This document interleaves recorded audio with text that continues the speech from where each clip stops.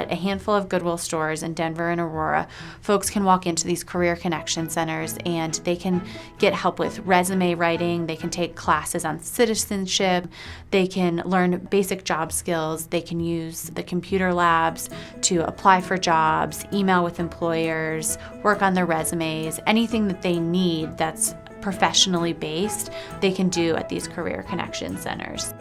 Winifred and Nicole came into Goodwill Stapleton Career Connection Center a few months back. They are a mother and daughter, and they were both looking for work.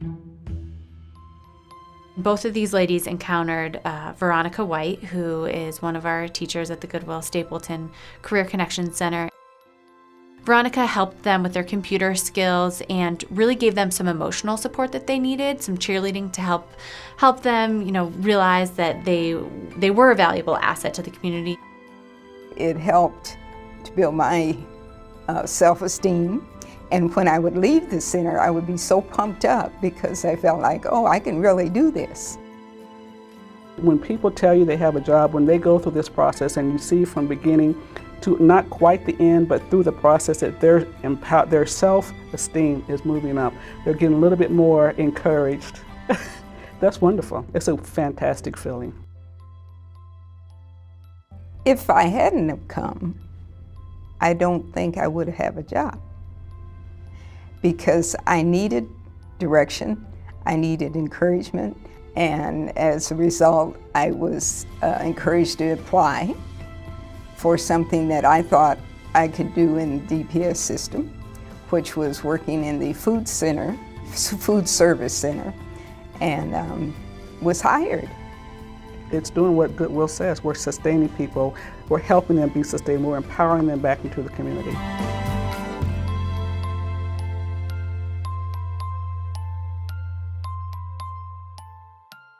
Jorge is a terrific Goodwill success story. He was really struggling at his academics, and a Goodwill facilitator at Denver School of the Arts, Steph Dixon, noticed that he needed some extra support. Jorge was in the Video Cinema Arts program, and he was a sophomore. He was one of those pain in the rear end sort of bright spots in your day. You could tell he had a drive that just wasn't, didn't have structure around it. He didn't really know what to do with it.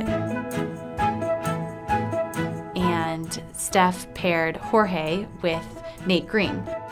We have a really powerful mentoring program, and I thought, man, gosh, I've got to get those two connected. So when I met Jorge, he was struggling in school. His grades were dipping down to like a 2.0 area.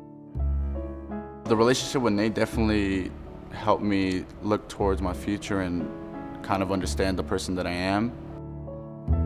Jorge is so positive that sometimes he would be telling himself that things were great in school when they really weren't. And so I had to kind of sit down with him and say, oh, it's so great you've got this positive outlook, but sometimes you gotta be honest with yourself and realize, like, maybe I need to study for a couple more hours. Jorge in the fall will be attending CU Boulder, the top school in the Colorado college system.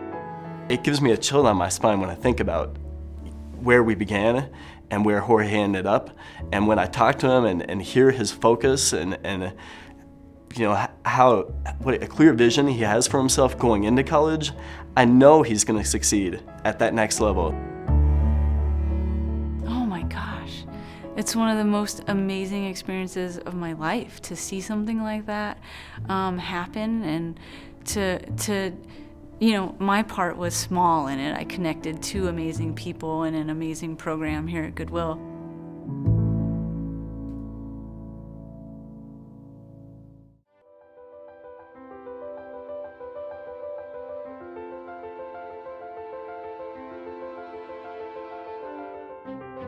It is obviously science, technology, engineering, and math, although the instructional cornerstone of our STEM model is problem-based learning, and all of those other things, the science, all the STEM, are tools that you use to solve the problem.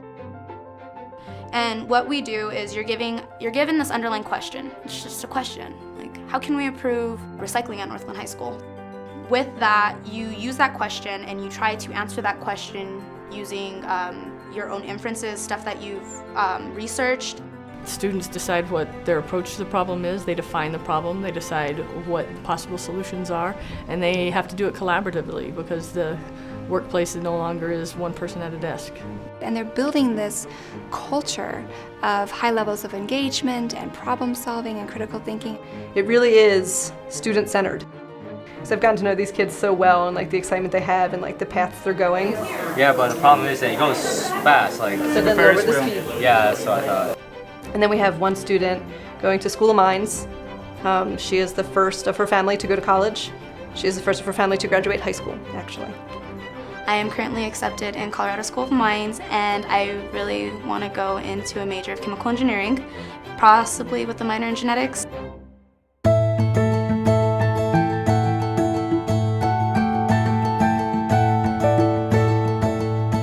So today was the culmination of something called Coyote Clash, where our third graders were working on the identical problem-based learning unit. And they were really studying the impacts that coyotes have on our habitats around Colorado, especially in urban spaces. Our problem is that coyotes are spreading out in our area and they're coming in our space. So you had your kindergartners here as an authentic audience to say thumbs up or thumbs down on the sign design and what they learned. You had an authentic panel made up of biologists, the Colorado Division of Wildlife, naturalists, hikers, and then you had North Glen High School students who are involved in early childhood studies here actually doing some of their studies on the children in the room.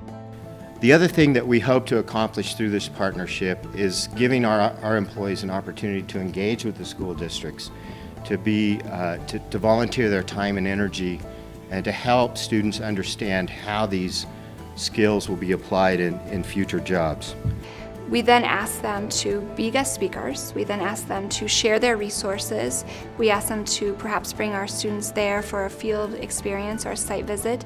And then we ask them to be part of a panel. And I think that's where the power of this comes together, is in the panels.